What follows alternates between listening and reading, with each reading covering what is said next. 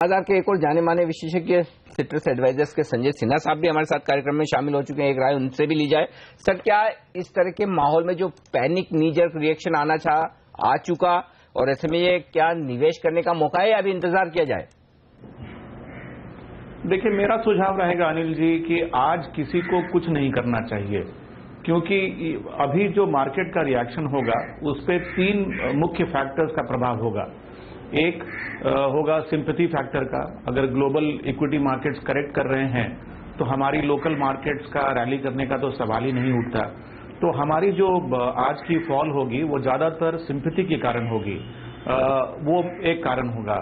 But उसके अलावा जो दो और मुख्य कारण हैं जिन पर हमें अपना ध्यान बनाए रखना चाहिए, वो है करेंसी और फॉरेन पोर्टफोलियो फ्लोज।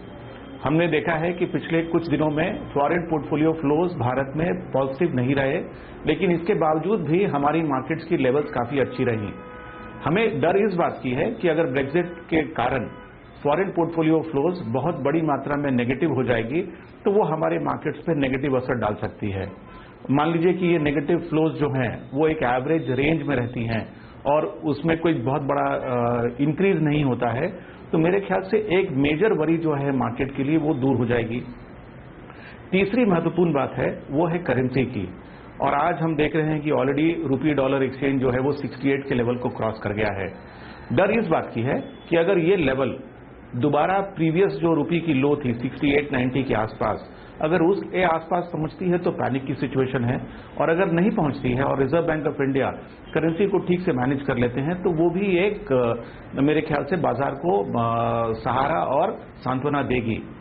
तो मैं अगर इन तीनों फैक्टर्स को देखता हूं और मुझे लगता है कि आज के दिन अगर हम कुछ ना करें, ये जो बाकी दोनों फैक्टर्स हैं करेंसी के और फॉरेन पोर्टफोलियो काफी सही होगा ये रणनीति आप कह रहे हैं, लेकिन आप इस समय देखिए रुपया और कमजोर होता हुआ नजर आ रहा है।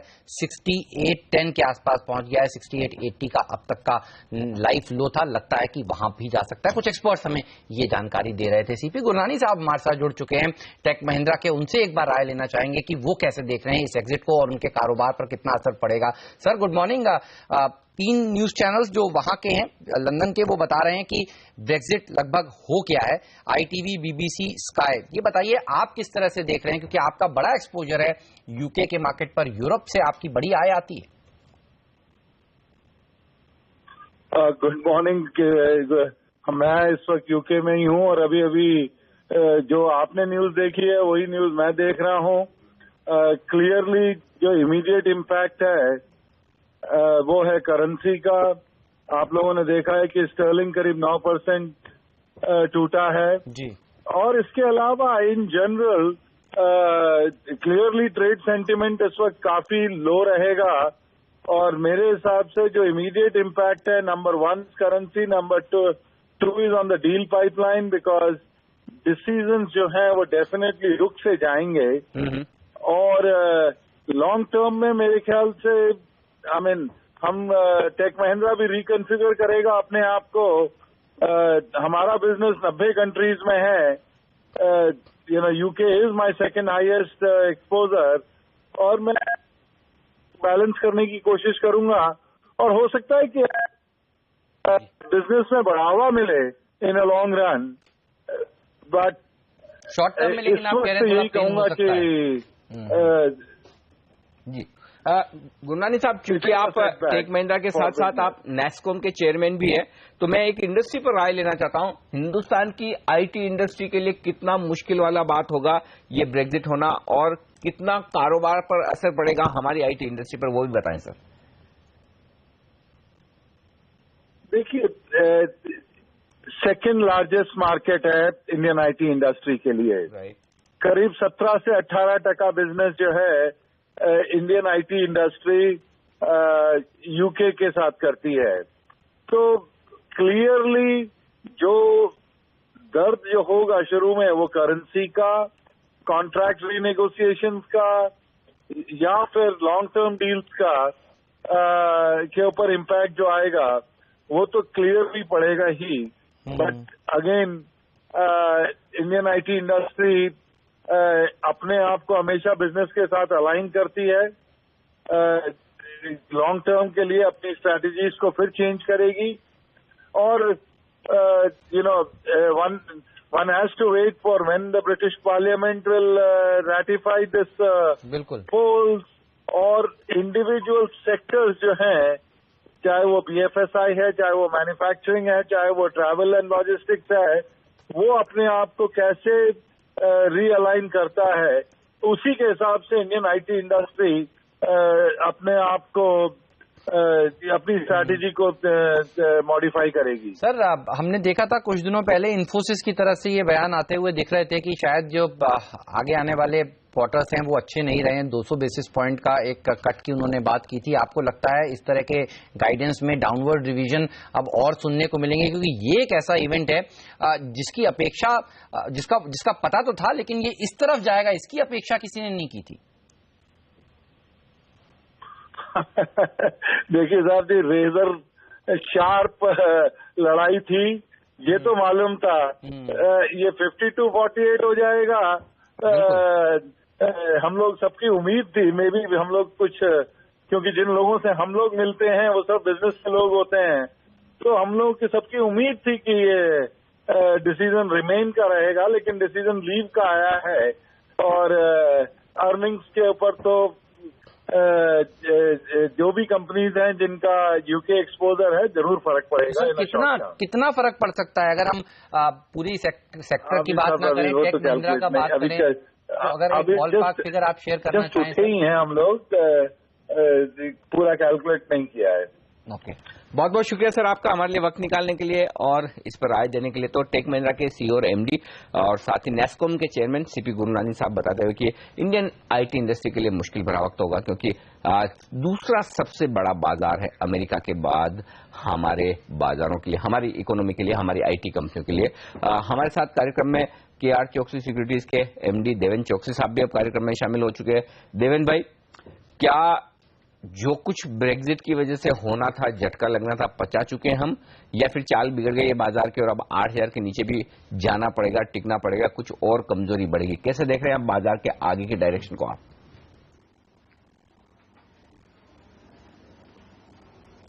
Anil ji, good morning. Let us first and foremost understand, I think, what Brexit is going to have an impact as far as I think the timeline is concerned. Brexit, if Britain is getting out of the Eurozone, I think will happen, I think, not before 31st December 2017, which means कि आज की तारीख से यहाँ से देखें तो करीबन 18 महीने का टाइम है, after which I think they will decide to get out of Euro. So till that point of time, I think the situation would remain the status quo. I think there is not going to be much of a change. But financial market जैसे उसका नियम है, I think they would start discounting future in advance and they would start reacting now.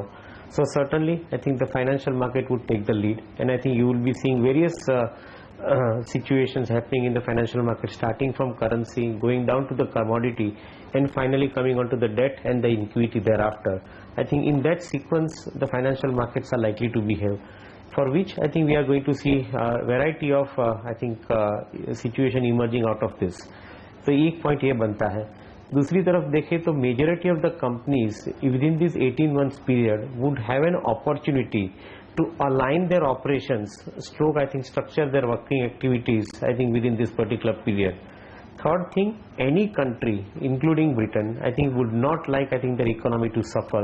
So certainly, if the Brexit has happened, I think then they would be taking some of the extraordinary measures, जैसे हमारा मानना है, which would probably allow their country's trade situation to remain protected, and I think they will not allow the business to go down under. तो ये जो तीन चीज के ऊपर हम ध्यान देते हैं, तो उसके ऊपर से एक चीज डेफिनेटली बाहर आती है कि जो मार्केट अभी जो रिएक्ट कर रहा है, स्वाभाविक है मार्केट के रिएक्ट करना, बट मैं ऐसा मानता हूं कि I think in a while I think market would start getting the maturity stroke stability and probably start behaving little bit I think differently than what it is behaving right now. At the same time, I think जहां हम अभी बात कर रहे हैं, Nikkei futures have gone into the down circuit. So some of the collateral damages, and I think I mark my words carefully, some of the collateral damages which could possibly affect us, that can create some nervousness for a shorter duration of time.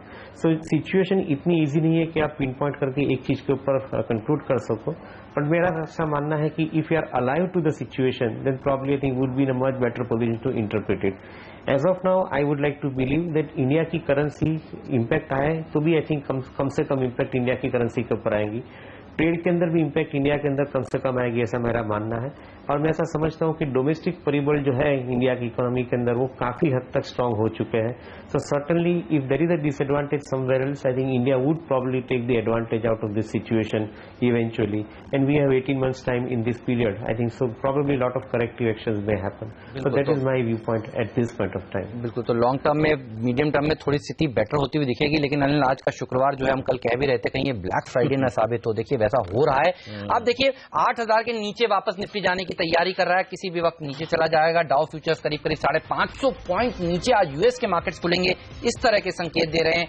सभी बाजार दबाव में इस समय कारोबार करते हुए. कच्चा तेल 6% आप देखिए नीचे और सोना 6% ऊपर. तो भारी कोहराम मचा है कमोडिटी बाजार में भी, करेंसी मार्केट में भी. और करेंसी पर जो आपकी नजर होनी चाहिए 68-80 के आसपास नजर होनी चाहिए. रुपया वापस से कमजोर होता हुआ दिख रहा है. पहला डिप तो जरूर खरीदारी होती हुई नजर आई, लेकिन आप देखिए अब वापस से थोड़ी सी स्थिति कमजोर होती हुई 8,000 का स्तर निफ्टी ने तोड़ दिया है. और एडवांस डिक्लाइन रेशियो बेहद कमजोर है. एक बढ़ने वाले शेयर के सामने करीब 18 गिरने वाले शेयर हैं. राहत की बात कहीं पर नजर नहीं आ रही. और बैंक निफ्टी 4% नीचे कारोबार करता हुआ. तो पहली टिप थी हेमंत, लगता है वो शॉर्ट कवरिंग थी.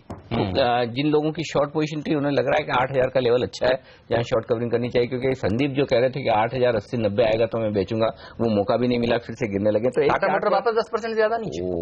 तो एक राय चार्ट पर ली जाए.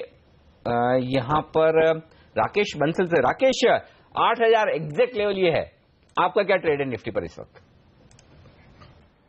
अनिल जी, बेच के चलना चाहिए. 8,060 का क्रिटिकल लेवल टूटा है. कोई भी पुल बैक है, जैसे संदीप जी ने भी मेंशन किया था, 8,080 तक जा सकता है. बट अगर ये फॉल्स ब्रेकडाउन है, निफ्टी में हम देखें तो चार्ट रिवर्सल देखने को मिला. अगर ये फॉल्स ब्रेकडाउन है, 8125 के ऊपर निकले, तब ये मानना चाहिए कि फॉल्स ब्रेकडाउन है. और निफ्टी ने 8,040 के अराउंड भरपूर मौका दिया है बेचने का. टेक्निकली देखें, 8,050 का लेवल टूटने के बाद 7700, 7730 का जो जोन है वो नेक्स्ट सपोर्ट जोन है. और अनदर 300 पॉइंट्स की 250-300 पॉइंट्स की डिक्लाइन जो है रूल आउट नहीं की जा सकती है. मार्केट में एक शार्प रिवर्सल देखने को मिल रहा है. बिल्कुल शार्प रिवर्सल देखने को मिल रहा है. तो आज का दिन तो काफी मुश्किल भरा होगा. आज खरीदारी करने से बचना चाहिए. लेकिन हर दिन ऐसा नहीं होता. संजय जी, ये बताइए अगले हफ्ते के लिए अगर किसी को खरीदना चाहिए, कुछ स्टॉक्स आपने चुने होंगे, क्योंकि वापस तो तेजी देखने को मिलेगी. कोई शेयर जो आपको पसंद हो, आज नहीं खरीदें, आगे आने वाले दिनों में जिसको आप खरीदना चाहें? देखिए, मैंने जैसे कहा, आज मेरा अपना ओपिनियन है कि आज किसी को कुछ नहीं करना चाहिए. जो भी आज बाजार का रिएक्शन है, it is probably in sympathy with what is happening to the global market. जो इंपॉर्टेंट फैक्टर्स हैं वो है currency and foreign portfolio flows. ये जो ट्रेंड्स हैं वो हमें दिखने लगेंगे अगले सप्ताह. और अगर ये ट्रेंड्स मान लीजिए बहुत नेगेटिव नहीं होते हैं तो शायद ये जो हमारी वीकनेस वाली जो फेज है वो ज्यादा दिन तक रहेगी भी नहीं. क्योंकि देखिए, domestic factors and the domestic signals are actually quite positive. तो अगर हम ये जो वॉलेटाइल फेज है बाजार का, अगर इसको हम पार कर लेते हैं तो उसके बाद की स्थिति जो है वो ज्यादा अच्छी हो जाएगी. तो ये पूरा जो रिएक्शन है बाजार का, इसको मैं 3 भाग में देख रहा हूं.